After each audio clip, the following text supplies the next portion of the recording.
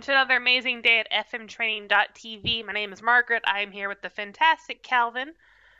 Good afternoon. Good to see you, Calvin. Real quick, hello everyone. We're here to talk about the fantastic FileMaker platform.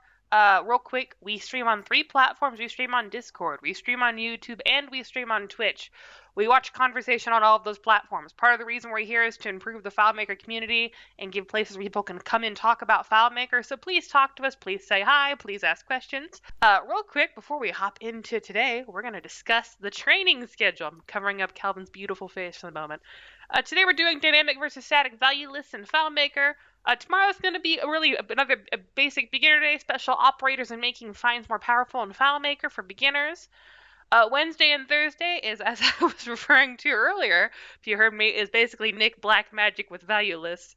You can read the description and see if that makes sense to you, but as far as I'm concerned, it's all vaguely magical entity that's happening. Probably very cool. Nick stuff is always super cool. So basically, for very advanced people, come stop by for that. And Friday's going to be an open FileMaker Q&A with Jacob Taylor, so if you've got server questions, now is the time. And the next Monday's going to be slide panel and button bars in FileMaker for beginners. So makes that nice and easy for you. We got like a good mix of intermediate and beginning and advanced stuff. Cool. Also, real quick, if you would like to support the channel, we cover a lot of topics in our live stream, but if you have like specific questions or you'd like to support the channel, we do this 5 days a week for free. Feel free to acquire our bundle. The Learning FileMaker annual subscription bundle is a lot of content for it's 100 plus hours of high energy video content. And if you do like the complete Learning FileMaker bundle, that's $300. That's like what, $1.50 per hour. I don't know about you, but $1.50 for an hour of anything is not expensive. We would appreciate it. Seriously, it helps keeps us running, helps keeps the lights on, helps keep everyone paid. Feel free to do that. And also, you get a lot of stuff on it. You get pretty much every subject in the FileMaker platform possible covered, from server to WebDirect to actual basic development to everything else that you can think of in between. So please do that. We would appreciate it. It'd be great. Now that we've said our piece on that, what are we doing today, Calvin?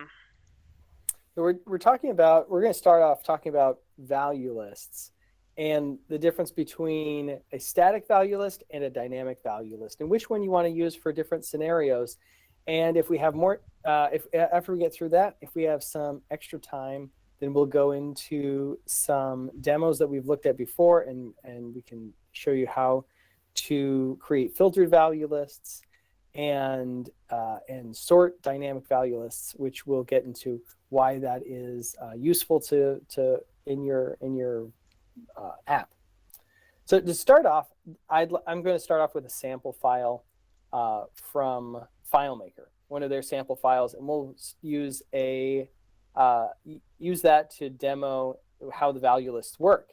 And I'd like to put it to a vote for everybody on Slack and Twitch and YouTube and everything.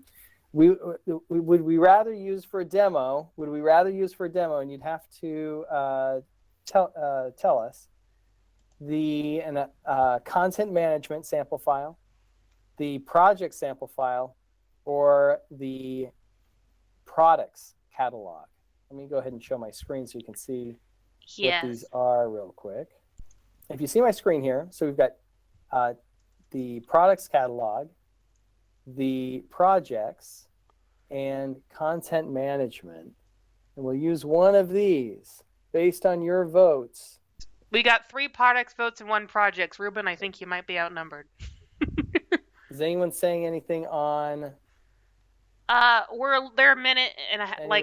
Oh, they're a minute behind us. We'll give them 1 minute to catch up. But I'm thinking products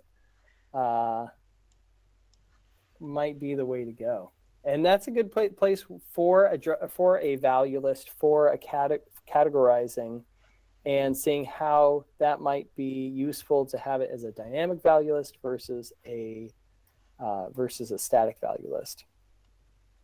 Okay.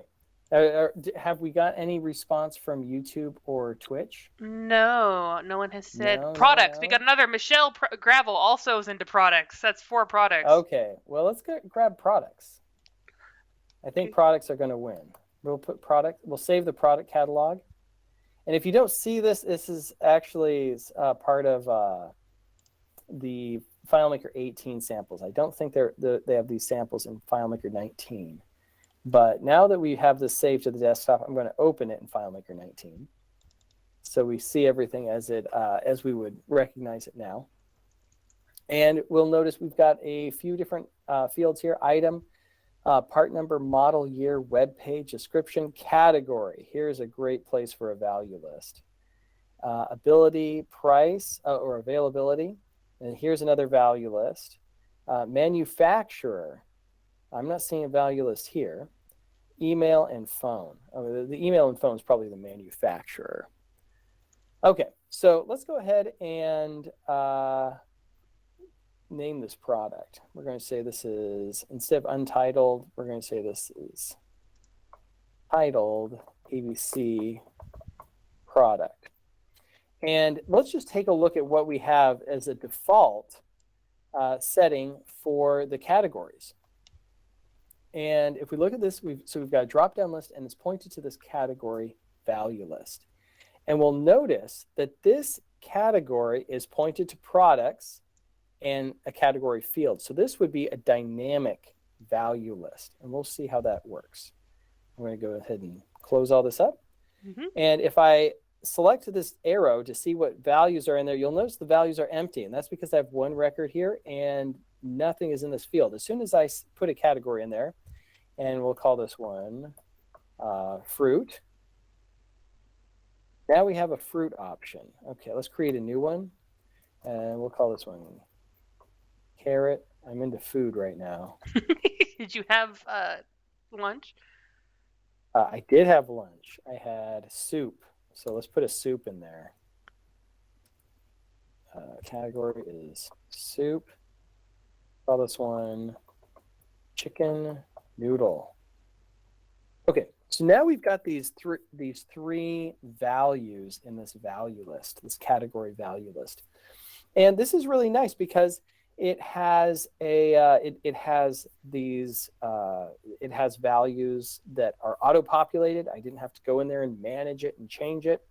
But what if we have somebody come in here and they say tomato soup, and they put this one under the category of soups. So now we've got a soups category and a soup. Oh. Now, we could also do in here and say, what's another vegetable? Beets. Yes.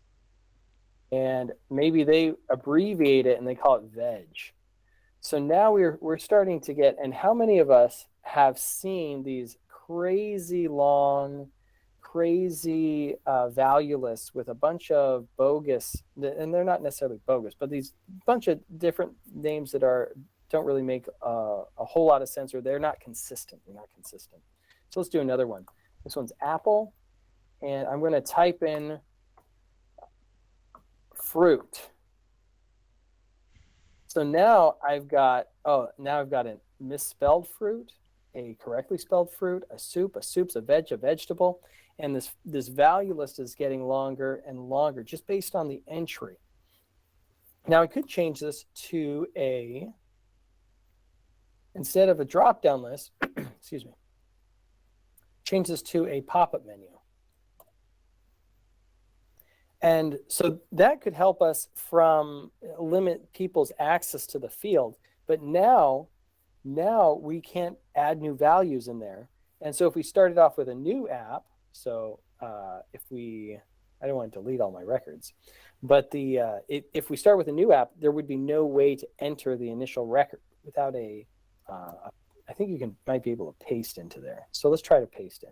But even so, let's call this new category canned, because somebody thinks that's how they're going to designate a new soup. Paste. So you can paste into one of these, but that's not really a great user experience or a great way to know that. What kind of soup do we want? We want potato. That's good. We're just going to say it's canned. Well, the canned doesn't really make sense with the soup and soups. So maybe what would be better, and in some cases, maybe your categories are real simple, But maybe it would be better to have a static value list that doesn't change every time somebody changes the values in here. So let's go ahead and I'm going to rename this. Often I'll have two value lists for a similar things, and one I'll call dynamic. Say OK. And I'll go ahead and create new and call this one category. And now we're going to call this one, and what was the other one? I'm just going to say fruit and vegetable, or soup. That's what we had. Okay, so this way, now we're controlling what options there are. And this is probably better for the experience of controlling that and not getting a bunch of bogus values in there. Though the dynamic value list stuff based on those values definitely has its place. Let me go ahead and we can also allow entry of other values, allow editing of the value list. I just checked that off here on the right side in our pane there. And now we can give people the access to edit the value list. And so this way we have a little more control over, and not everybody and not every record is contributing to those changes. It's a little more controlled, but each has their place. We can edit this and maybe change things, the order around. Actually, I'd want fruit at the top, probably. Fruit, vegetable, and maybe just we'll separate those with a dash. And you may or may not know this, but if you put a dash in there, that creates a line of separation. We saw that down on availability. There's some lines in there. But that often can clean up those value lists that we have. And that is only available with the static value list. Also, the edit is only available with the static value list. So a lot of cool things there. We can also, it's pretty easy to control the order. You'll see how we control the order here with just moving some things around, and we change the order of the values in there. But one problem here, though, is see we have this canned. It's not one of the what is it? This value here isn't in our value list, so we're not dynamically getting that value in there. So that can be a problem. So so let's go ahead and edit this again. I'm going to remove that space there, and I think this search must just bring up everything else with that same value, maybe. How many? What do I have more? Oh, everything only has one value because I put in bad values with the soup, and soups and fruit spelled wrong. Let me change fruit to be spelled right. And when we do a search, okay, that search button just brings up a list view of everything that has the same category. But so if we did a search based on these, now I can do a search on vegetable, and I only have one value, but I know I have more vegetable records, but that's because the records aren't entered quite right. So sometimes what I'll do is have two different fields, one for find mode and one for browse mode, with different value lists. And that's where it comes into handy, having both the dynamic and the static value lists. So let me go ahead and duplicate this. And I'm going to leave it as category. I'm going to change this to be a drop-down list. And I'm going to change the hiding so that I'll say hide when get window mode equals 1. So window mode equals 1 means it's in find mode. And we have to check this off, apply in find mode. So we want to hide this one when it's in find mode. One of these we want to hide and one we don't. So the one with the dynamic value list is the one we want to see in find mode. So I'll leave that one. I'm just going to copy this value here, paste on here, and change this by selecting option equals to does not equal 1. And assign this one the dynamic. Okay, I think I have that right. Let's go ahead and see. So here, I got that backward. We'll give this one the dynamic, and this one the static, and I think we'll change this one to an, let's go back to browse mode, and we'll change this one to, I want the pop-up menu in browse mode, and I want the drop-down list in find mode. So let's try that. And they're on top of each other, so it can look like it's the same thing. Now here I have, I guess I had it right the first time. Let's go back to static, and I will hide that one, make this one the dynamic. Okay, so now I have my more manicured value list for the category, fruit, vegetable, soup, and with a division in there. And I can edit it and make changes when I'm in browse mode. And that kind of forces us to use the values that are in there. But sometimes there's other values that exist, as seen with when we did a search for vegetable and it didn't come up. So I'm going to go to find mode. Now, as soon as I went to find mode, you'll notice the other field appeared. And I can select this drop down and see all the actual values that are in there. I see fruits, soups, and vegetables. And what's helpful with this often is I can tell what values I don't like. So this veg one, I'm going to find everything, the equals, it has to exactly match veg. And I've got one record. If I did just selected veg, I think we get vegetable. Yeah, we get both of them. So maybe I want to only find the ones that are problem, that aren't the name that I like. So I'll put equals. And I've got one record there, so I can change this one to vegetables and kind of clean up that data. Now when I go back to find mode, because this is dynamic, and based on the field that I'm looking at, now I have those grouped, and I can clean up this value, the data in my product catalog. So using both of them have their place. Do we have any questions about that before we move on to the next thing? Good question. Hello, people. You got any questions about dynamics so far? I didn't know that equal trick, by the way. Good to know. Yeah, there's a whole bunch of operators in here. You go to operators, all these different options in here for doing finds. You can do some pretty specific finds. Yeah. I guess we're talking about that tomorrow. So, okay. Yeah, special operators completely. So that'll be cool. But yeah, I had no idea you could specifically find that exact spelling. Ruben says equals is new to him as well. Anyone else got any questions? Be kind of good to keep going. Okay. We'll keep motoring through. If we get some questions, we can loop back to them. Just I will fling them at interrupt me if they come up. Yeah. So in this case, and this was the first way that I used dynamic value list, was based on the field where that value list was populating a drop-down list, as we see it here. But it doesn't have to be based on the field you're looking at, which is really powerful. So you could even have another table. So I'm going to create a new table and call this category. Look at this. I'm going to say the category. I'll give it a primary key called ID category. Change that. And we just need one field called name. So there's our name. And I'll say, okay. Let's go ahead and open that up in our, over here. And I'm going to make this a table view just to make it easier.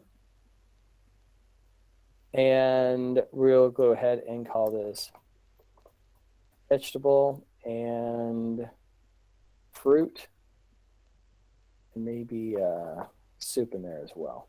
Okay, so now we've got these three values, and let's go ahead over here and look at this. So I'm going to go back to browse mode. And is this the same one that we were looking at before? Yeah, it is. So let's go ahead and make sure everything's visible. So I get this one. And instead of having this value list based on the category field in the current table, we can base this on a different field. So I'm going to say, call this one category static. kind of see what's going on here. I'm going to call a new one, category, dynamic. I'm going to just call it, say, from table. So we'll say category, and I'm going to select the name, the category name. And actually, I don't really like the calling it just name. I'm going to call this category. And you may or may not know this. If you have full access, you can change the name of a field right in table view. Okay, so I just changed that. And let me just double check my value list here. So now we are basing this, instead of based on the products category field, we're basing this on the category field. And so this list is now based on a separate table and a separate value list. And this is really helpful if you want to, we don't want it based on the values in the current table, and it gets into other options as well. So let me go ahead and just add a new one here that we can see. We got fruit, vegetable. I'm gonna add a candy in there. So now we have a candy option. So we can change through these and make these adjustments, and it's really it works the same, except that we usually have a smaller data set and it's easier to keep clean. But where it really becomes powerful in this dynamic value list is that I almost never use the actual value of the category to save in the field itself. What I'll do is often we don't care so much about the category as we do care about the ID and tracking the ID. And using an ID is a lot more consistent than names that can be adjusted or changed. Or if you want to change a name, it's really easy to push a change from maybe the spelling or the categorization, whatever you want to call that, with if it's based on an ID instead of a bunch of different values people typed in or they may have misselected. So in this case, instead of grabbing the category, I'm going to select this also display values from second field. So I'm going to select the ID. So I want the ID to go in, and I'll say also display values from second field. And this way, this time I'm going to say category. So that's great. And we can filter them. I'm not going to do that right now. Show values from show values only from second field. We'll get to that. You can sort by the first or the second field. So let's say sort by first field right now. Say okay. And we do have, so you'll notice I've got this long ID. I'm using a UUID in this case. It's quite the list of letters and you almost never use this unless it's maybe a few numbers and a sequential 1, 2, 3, 4, or A, B, C, D, something like that. But in this case, I'm using a UUID, and the reason I'm leaving it there is so that you can see what it is, and so you can see how it works. So the value that's going to be selected is the UUID, and the second value kind of helps you understand which value that is: the vegetable, candy, fruit, etc. So I'm going to select that, and if we make this field wide enough, let me make that, you can see the whole value. Now, 99% of the time, maybe 99.9% of the time, we don't really care about that seeing the ID, seeing that primary key. And so what we'll do in this option over here is we will say show values only from second field. So select that, say okay. So now we're only seeing the value from the second field. And even though, and let me go ahead and show you that this is actually not entering that value that you see, it's entering the ID that you do not see. I'll say, okay, make this an edit field. And we're going to put this right underneath so we can just see it. We make some more space here. Make this. so you can see what's going on. So I'll go to browse mode. So I select candy, and you'll see that ID changed. Vegetable, the ID changed. Now, one thing I was hoping wasn't selected, when you can have it set so you see the name and you select it, and then the ID is visible. But usually you'll want to select the override data formatting with a value list. So it will look at the value list, and instead of showing the data that was entered, it will show the data, whatever field was visible from the value list. So we're changing those IDs, but we're changing the IDs, but we're selecting the names. Any questions up to this point? No, there was kind of a comment about that's new, changing the name in table view. Yeah. I remember when this came out in ETS, we broke it by doing it without full access, but that was a long time ago. And that launched a discussion about full access on top of that. Otherwise, Okay. I know people seem to just be kind of absorbent. So. Okay, we'll keep motoring through. So I guess this is kind of the overview of kind of these value lists and how we can do manage those. And the next thing we might look at is filtering value lists. So I've got some demo files here, and maybe what we'll do at the end of this, if everybody wants this products app, we can send this along with a link to this as well as the value list that we have, these other sample files that we've looked at previously, but we're looking at again now.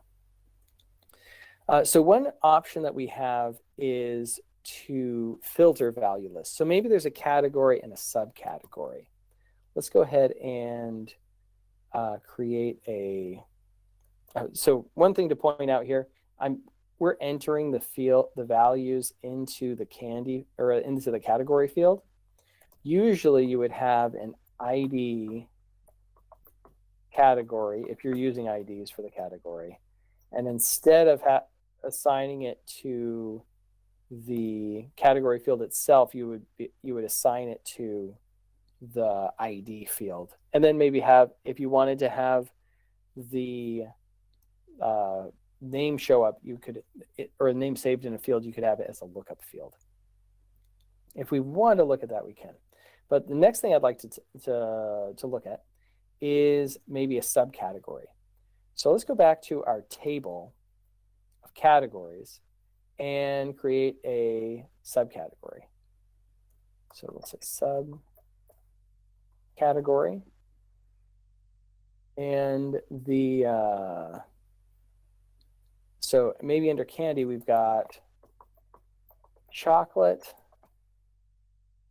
What would be another candy category? Hard candies. What's a good mint? Hard candy. Hard candy. Mint. What's something else? Gummies. Sour candy from Reuben. Sour. Okay, I think that's probably good.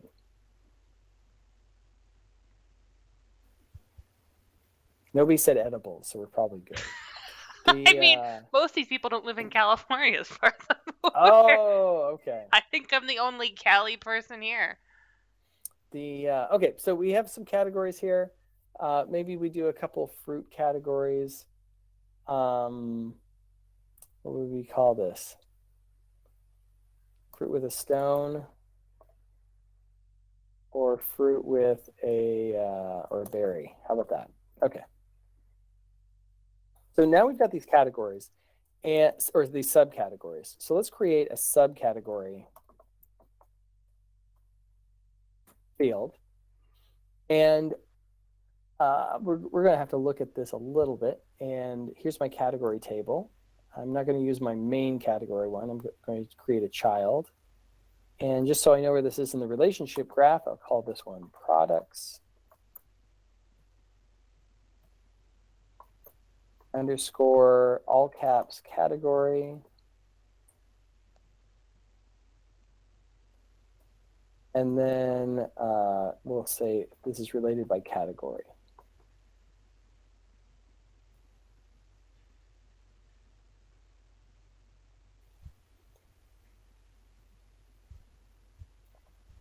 Okay, and I'm going to relate this by the category field, which I don't see. I think it's sorted by in creation order. There we go. I'll change that and leave that alone. Okay, so here we have a new table occurrence. I say okay. And let's create this new subcategories value list.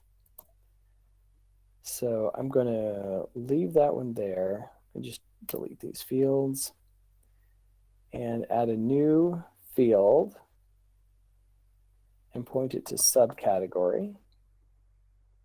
Say create label. So that's taken care of for us. And we'll call this drop-down list. And we'll say new subcategory. We'll say used values from. Now, in this case, instead of selecting the category table like we did last time in subcategory, and we're not going to also display. Now, we could do this, and there's nothing related to it, so we can't do this include only related values from. So I'm going to select this table occurrence that we just added, products categories category, and we'll say subcategory, only include related values starting from, and I will say products. Say okay, okay, okay. And so now we don't have any soup categories, and actually this actually won't work. So let me. And does anyone know why it won't work? Does someone want to say why it won't work? I certainly don't know. Discord people, why won't it work? Okay. So the reason why it won't work is because we changed the field to be based on ID category and the IDs instead of the names. So when you're doing this, sometimes you base things on the names, sometimes you base things on the IDs. You got to keep straight which one you're doing. So now when I select candy and I go here, we'll see we got chocolate. Now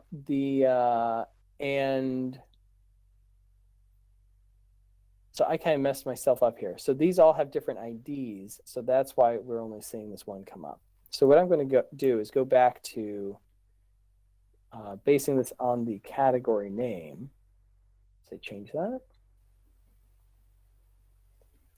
And then we got to go back to basing this on, go back to changing everything in the, basing this on the category field. And we'll go to, I'm going to duplicate this one. So sometimes I'll have two dynamic fields. I'll say category, we'll leave from table. We'll say category ID from table, while one might be category name dynamic from table. And so one's based on the name and we're not showing any extra fields, any extra data, while another is based on the ID. And both are useful in different scenarios. In this case, let's go ahead and Beets is not a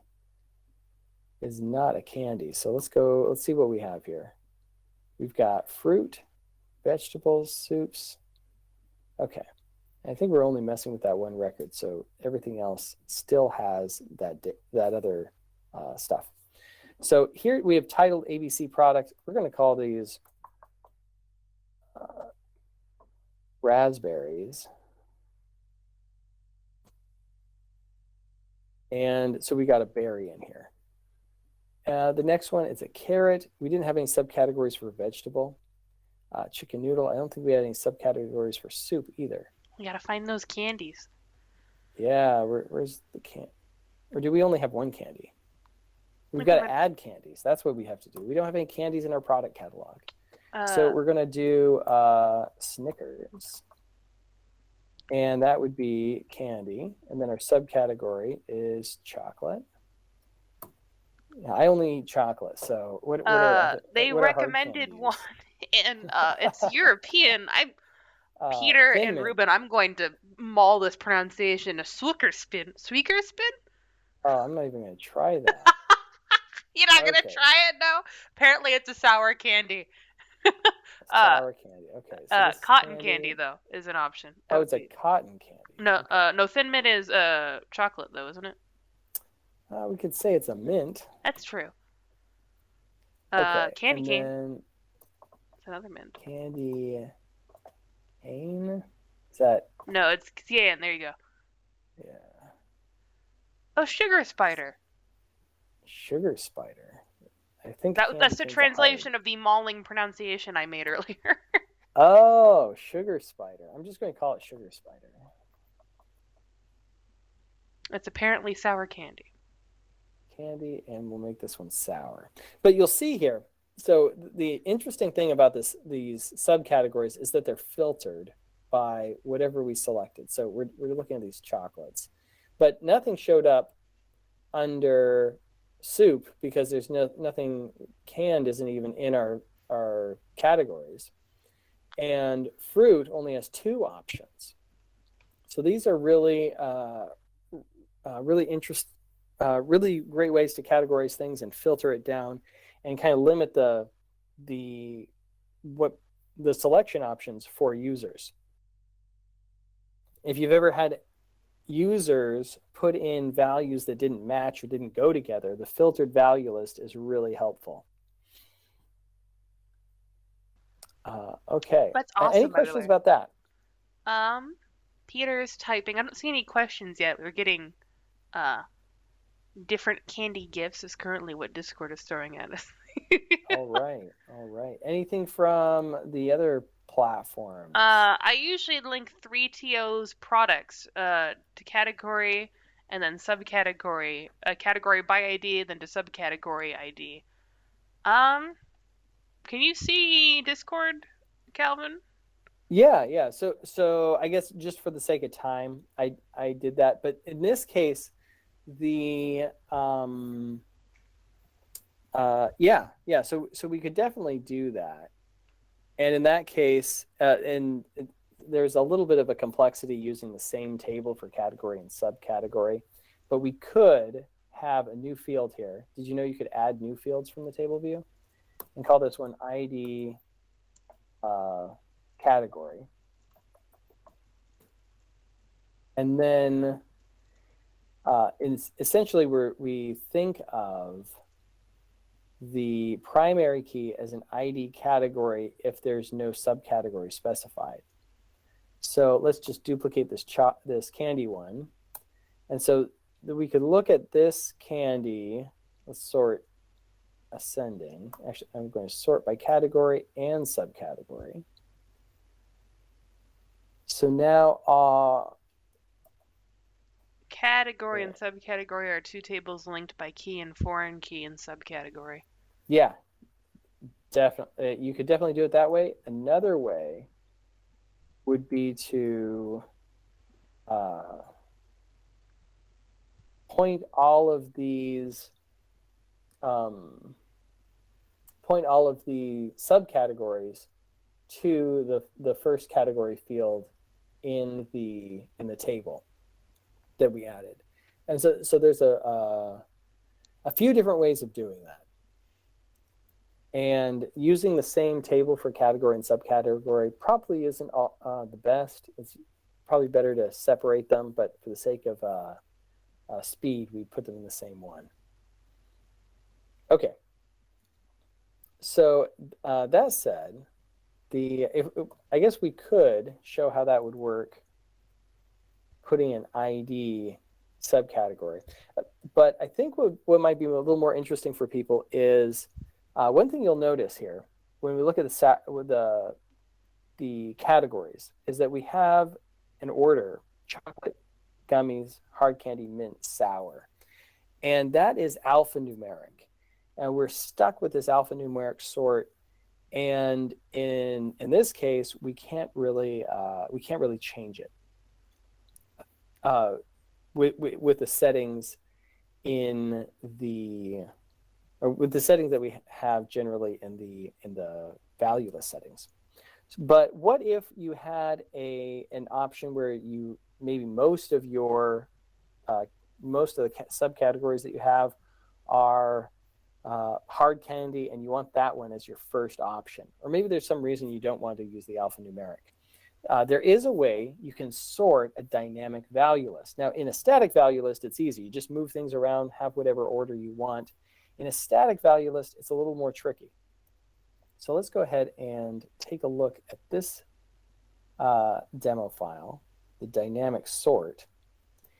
And what we'll need to do in our category field that we had over here, category table, is add an order field. So let's go ahead and call this one order, and I believe it has to be a number. So we will go into the app and change this one to a number. So there is our number. And let me go ahead and I will put in serial numbers. There we go. So we put in some serial numbers and gave it an order. And let me just see if this order is going to change what this is not, that order is different than what alphanumeric would be. Now, this one requires a custom function. So let's go ahead over here and look at our custom functions. I'm going to copy that and paste it into this app. Manage custom functions, paste it right there, say OK. And then let me go ahead and just grab this calculation. We'll say copy, cancel. And this calculation, go ahead and paste it in. We want to reference our order field. And I think specified field cannot be found. Oh, we have our value field, which would be the subcategory. And we're going to call this one subcategory. Now, one critical part of this is that in the field storage, the default language must be set to Unicode. So let's go back over here. And we're going to change that. We'll go to options and storage options. And here, because we copied and pasted it from the sample file, it's already set to Unicode. So that's, but if you're trying this in your app and you don't have copy and paste, storage options for the calculation is here at the bottom. And on the indexing, you'll say all, and the default language would be all the way at the bottom, Unicode. So we'll say OK, OK, and OK. And now this order is going to define what that sort is. So let's go ahead and go back over here and notice that our order isn't changed. But what we can do is go over here and change this. So instead of, so right now we're just selecting the value from subcategory, but I'm going to select also display values from second field. And in that second field, I'm going to select the subcategory ordered value count. And we're going to say sort by second field. Say OK, OK, browse. And now we'll see we have H, M, G, S, C. So now we're sorted by the order that we have specified over here next to the subcategory. I'm going to hide our IDs so we have a little more space to look at these, the order, and the category and subcategory. But this is a really handy trick because a lot of times we'll have these dynamic value lists, and if it's a short list, especially something like a category, it's not really, maybe we want to have it in a specific order, and we don't really have that control. Now, obviously, we don't want to see both of those options. So what I will do here is say only show values from second field. And now the way that this works is there's hidden characters in there. So you don't want to put the hidden characters in your field. You want them just displayed like we would display the value you're selecting and entering an ID. In this case, we're entering the actual value instead of the value with the hidden characters. So here we see the hard candy, mint, gummy, sour, berry, chocolate, and that is the order that we have here. Now let's go ahead and change this. And I'm going to make chocolate. I don't know if this works with a point in there. So I'm going to say 5.5. Let's see if that works. I think it will, but will it? Now it didn't move it here, but we might need to refresh. So let's go ahead and try that again. We'll zip to the end. And it still didn't. Let's try changing order to 4. So move chocolate to number 4. And there, now chocolate is number 4. So apparently it doesn't work with decimal places, but we can change those orders. And maybe we want to move hard candy. We'll move that to number 10. And now we've got hard candy at the end. So it gives us this really great way to have a dynamic value list, but also control the sorting in that value list. We do have some questions. Actually, we do. Go ahead. Why did you change the index code to Unicode? Why do we well, because it won't work without it. But so what it's doing here, and this is some of the black, so you don't have to understand how it works to get this to work, which is great. But the way that this custom function is working is that it is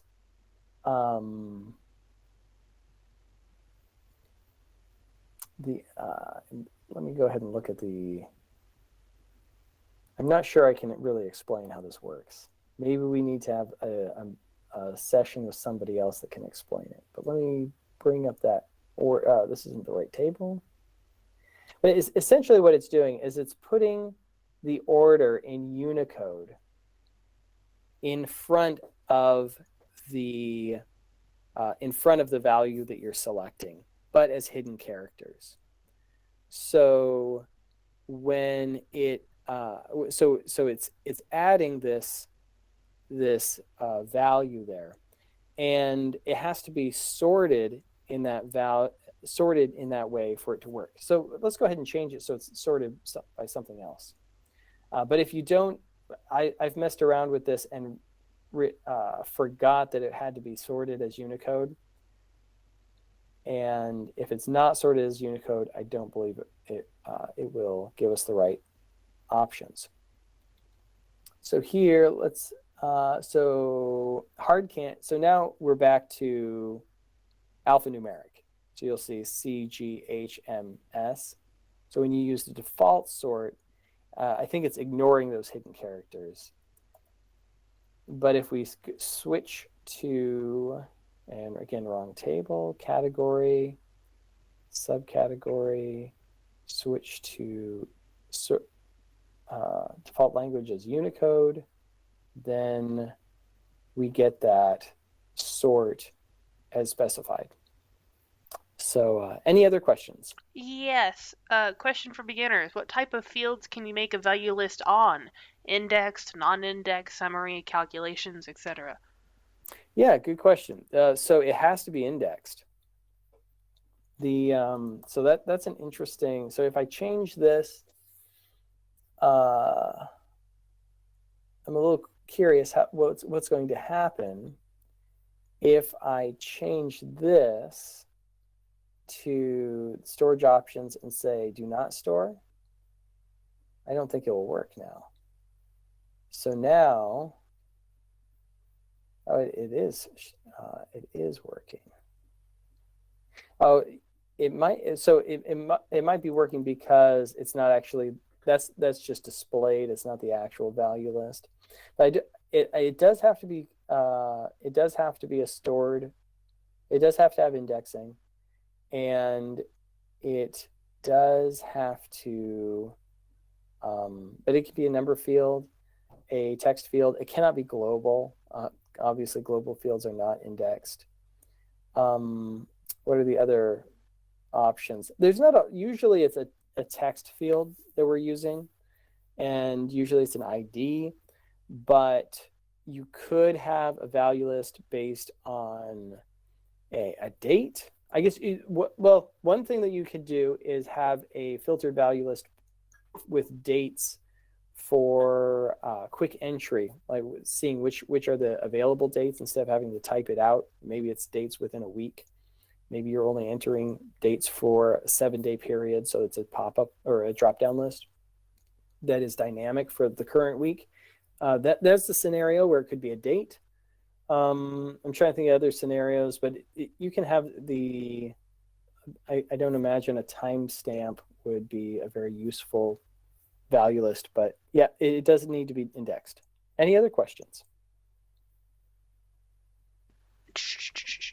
What's a good way of putting a list of times in a value list, like 1, 1:30, 2 o'clock? Yeah, so it would depend on the use case. So usually I will just have it as a static value list with the breakout as regular as they want it. So if they want every 15 minutes, then I've got, it's a long list. If it's every hour, then maybe it's 24 options. But it really depends on what the use case is. I've never done a filtered value list based on time, but it could be done. To sort the list, couldn't you just sort the relationship?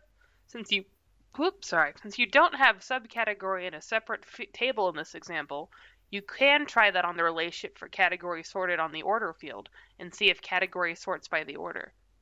Okay, that is an interesting idea. Let's try it.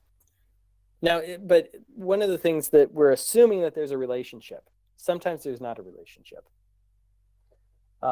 But let's go ahead and try that out. I'm going to duplicate this and I'm going to call this one subcategory with sorted values. And the second one is just going to be subcategory. And so we're going to say only the subcategory. We are still filtering. And let's go to manage database and sort by the order. Cancel. So what we're doing is we're selecting the sort records, and we will sort by the order in ascending order. Say okay, okay, okay. So the moment of truth, do we think it's going to work? Do we have votes for people who think it's going to work or not work? Okay, let's find out. So the answer is it did not work. Some other people are saying nope, won't work. So one thing you could do though, you could do this, and this is something that this is kind of a Nick sort of thing. Sorry, Lynn any sort other of comments said, there? Yeah, Lynn added, look at the category field and see if it's sorted. Look at the category field and see if it's sorted. Oh, if category sorted? Category wouldn't be sorted because category isn't based on that relationship.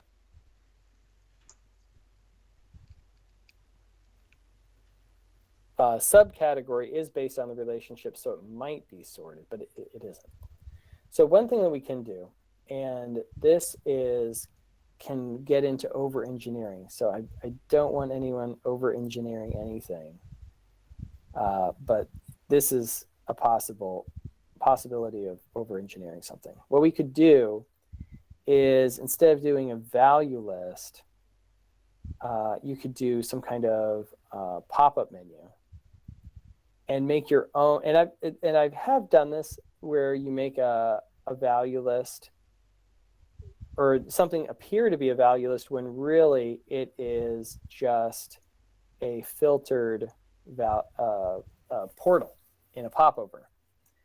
But you can make it look like a value list that you're displaying. So I'm going to say filter where category equals, and then we want the products category. So it's only going to show those. And then we would have to have some kind of, let's remove this from our quick find. We want some kind of button to select it. So I'm just going to say arrow to make it simple, single step just to keep it simple, set field. And we'll say we're setting the subcategory with the value from subcategory. So now in this case, this will be filtered, this will be sorted, and we'll see that chocolate, mint, gummy, sour, hard candy by the order because it's looking through that relationship. The value list is looking through the relationship for the order, but not for the but not for the order in the value list. In the portal, it will work.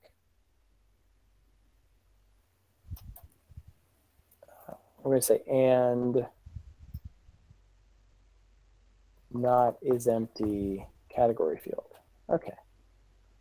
Now we should have this kind of virtual list. And oh, instead of category, I need subcategory. So equals category. This one should be sub. Okay, so now we've got this. And you could fancy it up to make it look more like a popover that would mimic this look here. Any other questions? Yes, you could create your own index code, question mark. Index, I'm not sure what we mean by that. Unicode index. Oh, yeah, I haven't done that before. I'm not sure exactly how that might be helpful, but more information would be interesting on if you've done that before. Any other questions? No, I think we're actually good on those. And at exactly at 2 on top of it. I think that's the only time I've seen a live stream ever end exactly at 2 o'clock. All right. Well, what I'm going to do is get this sample file to Margaret. Yes, I would appreciate that. She can send it out to all of you. And there's old links for the old files that exist if you don't have those already. But this one, it doesn't show us necessarily a lot, but it's just the demo that we've been messing around with. Thanks for your input on picking the products catalog. This is the most time I've ever spent in the product catalog. And I think that was a perfect one for talking about value lists and looking at the different options we have for static and dynamic and some of the tricks we can do with the dynamic value list. Yes, no, I thought that was fantastic. Seriously, thank you so much, Calvin. I greatly appreciate it. I think we all greatly appreciate it. All of you have a lovely, lovely day. I'll get the sample file out to y'all. And we will see you tomorrow. Ba-ba-ba. There's Calvin's lovely face. Goodbye now.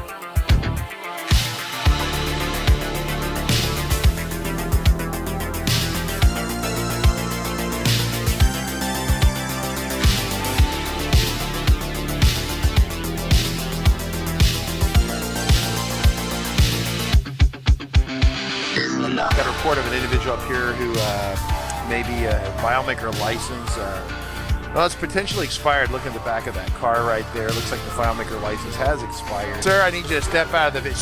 Sir, step out of the vehicle. Sir.